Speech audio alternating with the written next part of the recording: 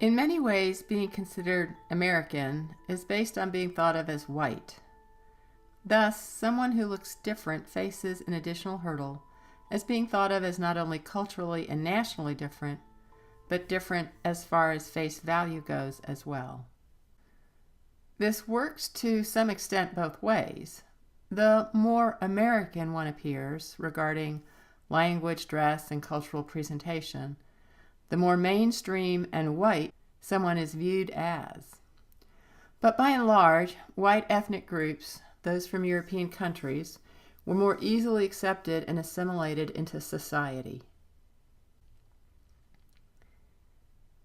Immigration to the U.S. can be understood as occurring during different time frames and in different waves. The first immigration occurred during the initial colonization and settling of our country. During that period of time, the settlers viewed the native populations with disdain and mistrust, for the most part. The settlers felt that the native populations should submit to European values and customs and should surrender their lands to the conquerors. Most of the indigenous peoples of our country saw the land as communal and had the view that it could not be owned. The indigenous population declined due to a combination of war, exposure to European diseases, and loss of their native lands. Somewhere between 8 to 14 million indigenous peoples lived in this country, and most were eventually displaced and moved to reservations. While Native Americans were eventually granted citizenship, it didn't happen until many years after this country was established. Citizenship for Native Americans was not granted until 1924. Old immigration refers to the first great wave of immigration to the United States, which consisted mostly of people from northwestern Europe in the early to mid-19th century. Recall that I mentioned that steamship travel made immigration to a new land more attractive to a greater number of people. From 1820 to 1880, over 4 million immigrants came to the U.S. Most of these people came from northwestern Europe, with a large number of Irish and Germans being the largest initial groups to settle. Many found work in the cities, and industrialization created the need for many factory workers. The next wave of immigrants occurred from 1880s to the 1920s. New immigration refers to the wave of immigration to the United States that consisted primarily of individuals from Southern and Eastern Europe in the late 19th and early 20th centuries. These immigrants came predominantly from Southern and Eastern Europe.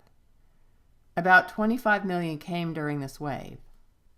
Unlike the former wave, these were non-Protestant, or what was seen as white ethnic individuals. They came mostly from Jewish and Catholic regions of Greece, southern Italy, Poland, Russia, and parts of Austria and Hungary. Their culture had less symmetry with the prior wave of Irish and German immigrants, and this new wave was seen as culturally inferior. Many of these new immigrants came due to economic depression in their own countries. In addition to that, the need for industrial labor in the cities of the U.S. were a strong economic pull for them. Some immigrants from this wave viewed the U.S. as simply a favorable labor market to gain an economic foothold, and intended, and often did, move back to their homeland after earning money in the American cities. The idea of nativism refers to anti-immigrant views held by the native population. When I use the word native, I'm using it to mean that these are the people that have successfully assimilated into the population. It's a perceived threat that immigrants will weaken the cultural, economic, and social interests of native-born Americans. This sentiment was strong and peaked in the 1920s. As a response to these fears, the U.S. government passed restrictive quotas on immigration in the Immigration Act of 1924. These laws favored the immigration of people from Northern Europe and limited the numbers from Southern and Eastern Europe.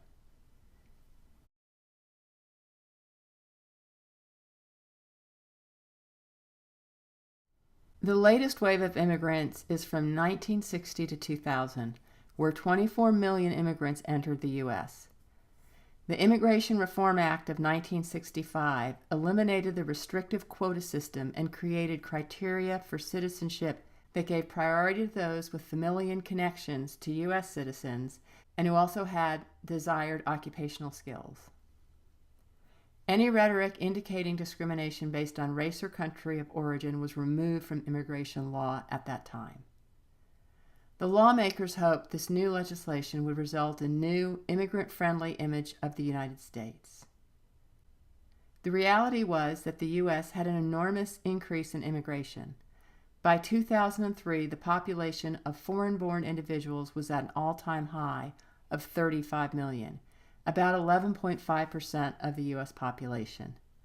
This, in part, has fueled much of the anti-immigrant sentiment seen in the current mainstream U.S. population. Latin Americans and Asians made up the vast majority of immigrants during this latest wave. Large groups of Vietnamese, Cambodians, and Laotians came to the U.S. in 1975 as refugees from oppressive communist governments. There have also been an increasing number of immigrants from Africa and the Middle East during the 21st century. As anti-immigration sentiments have increased, so have concerns about foreign terrorism, and the two concerns tend to fuel each other. As cited in your text, these concerns are reflected in public sentiment captured by a 2002 survey, where 70% of respondents stated that control of illegal immigration should be an important foreign policy goal. That's up 15% from 1998. And more than 50% incorrectly believe that most immigrants are in the United States illegally.